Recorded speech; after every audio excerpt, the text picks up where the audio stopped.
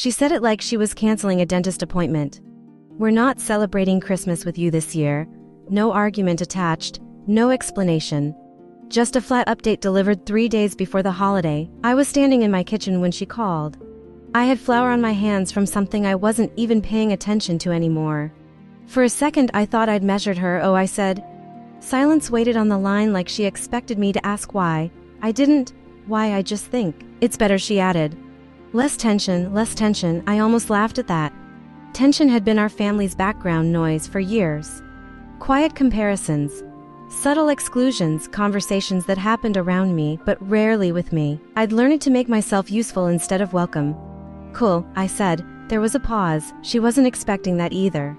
After we hung up, I washed my hands, dried them, and sat at the table. I stared at my phone for a long time, not because I was shocked, because I wasn't. I'd co-signed their mortgage for years earlier when my dad's cut.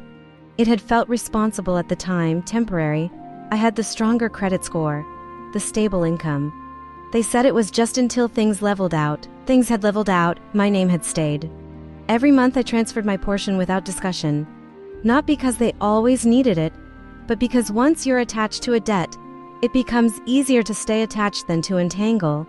And untangling feels dramatic. I opened my laptop, the mortgage portal loaded slowly as it always did. My name sat next to theirs under, borrow is equal on paper, unequal everywhere else.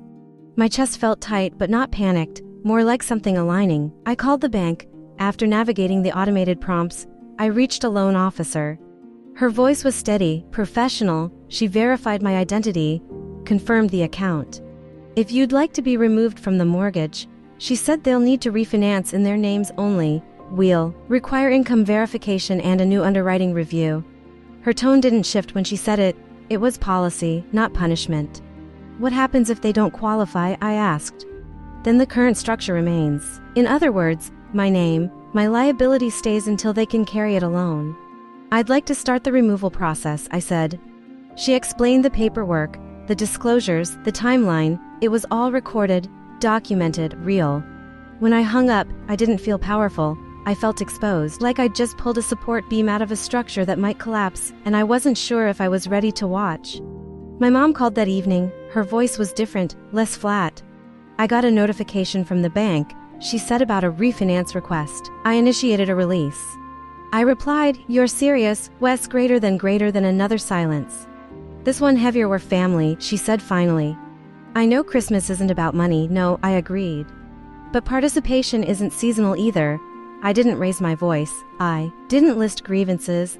I didn't mention the birthdays I'd driven home for alone, the dinners where I paid, the way decisions were made without me until something needed covering.